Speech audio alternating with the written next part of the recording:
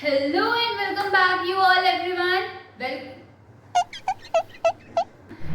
Hello and welcome back everyone. Welcome you all to our YouTube channel Commerce Study. YouTube sorry. This was the last time. ठीक है, अब से correct होना है. अब से बिल्कुल करेक्ट होगा. अगर गलत हुआ तो तुम्हारा नाम बदल देंगे. Hello everyone, welcome you back to our YouTube channel commerce study centre. तो आज हम पढ़ने वाले हैं लॉज ऑफ एक्सपोनेंट्स. यहाँ पे मैंने कुछ लॉज लिखे हैं.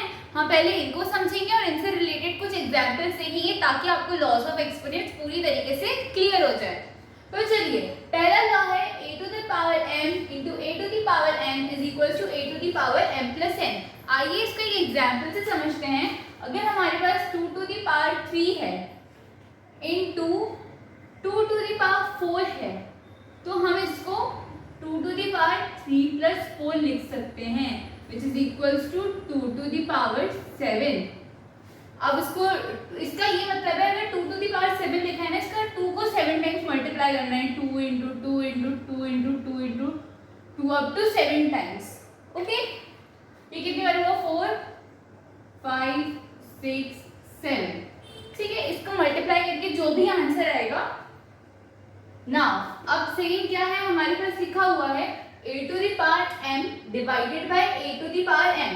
अगर हमारे पास सेम वैल्यू है, यहाँ पे अगर सेम वैल्यू है वो डिवीजन में है. फॉर एग्जांपल मैं यहाँ पे लेती हूँ 3 to the power 4 upon 3 to the power 2. तो मैं इसको ऐसे लिख सकती हूँ. हालांकि डिवाइडर ये सेम ही चीज है, इसको अपन ऐसे भी लिख सकते हैं ना, divided by 3 to the power 2.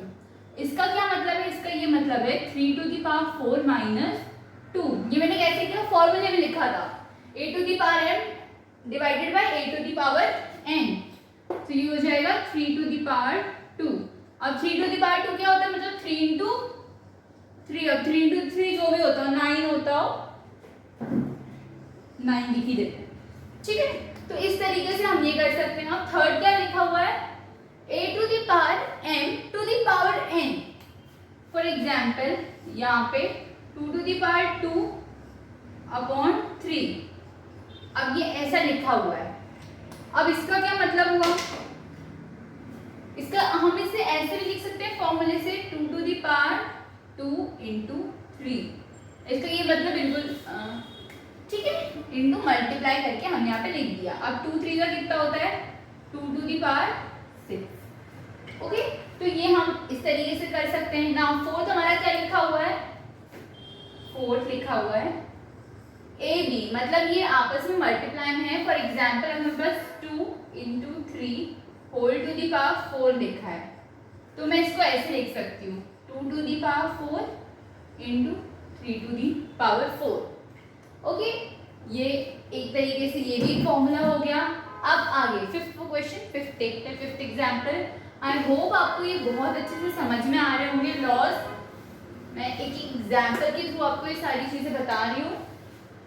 Now fifth, a to the power a by b whole power m. यहाँ पे 2/3 होल टू द पावर 4 लिखा है. फॉर एग्जाम्पल वह है, तो हम इसको ऐसे लिख सकते हैं 2 to the power 4 upon 3 to the power 4. Okay, हम इसको ऐसे लिख सकते हैं. फिर मल्टीप्लाई करने के बाद आंसर जो भी आए, अभी हम इसको इस वे में, इस फॉर्म में लिख सकते हैं. नाउ सिक्स्थ है a to the power 0. a to the power 0 का क्या मतलब है? अगर हमारे पास कोई भी टर्म हो, फॉर एग्जाम्पल 5 हो, 7 हो, 9 हो, 2 हो, अगर इनकी पावर 0 है तो इसका आंसर 1 होगा, इसका भी आंसर 1 होगा, इसका भी आंसर 1 होगा, इसका भी आंसर 1 ही होगा.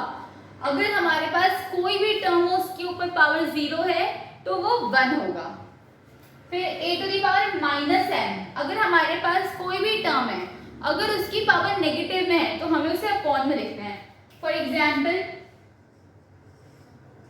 8 टू द पावर माइनस 24, तो मैं इसको लिख सकती हूँ 1 अपॉन 8 टू द पावर 24. या फिर फॉर एग्जाम्पल मेरे पास लिखा है 9 टू द पावर 28 माइनस 28, तो मैं लिख सकती हूँ 1 अपॉन 9 टू द पावर 28. ठीक है, इस तरीके से मैं लिख सकती हूँ. अब 8th क्वेश्चन क्या है? a to the power m by n. अब हम उसको कैसे लिख सकते हैं, इसमें थोड़ा सा बच्चों को कंफ्यूजन रहता है, तो चलिए इसको एक बार देख लेते हैं।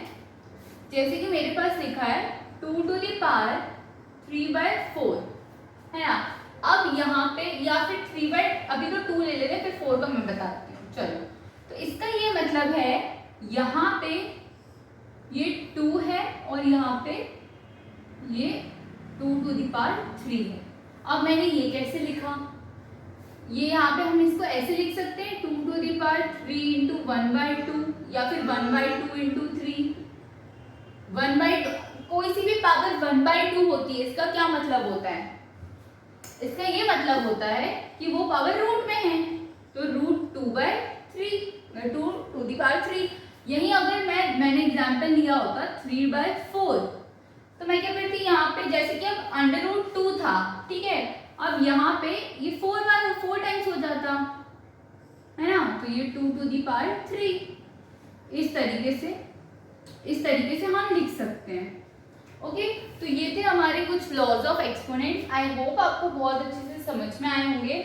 अगर आपको इसमें कुछ भी डाउट है तो आप मुझसे कमेंट सेक्शन में पूछ सकते हैं।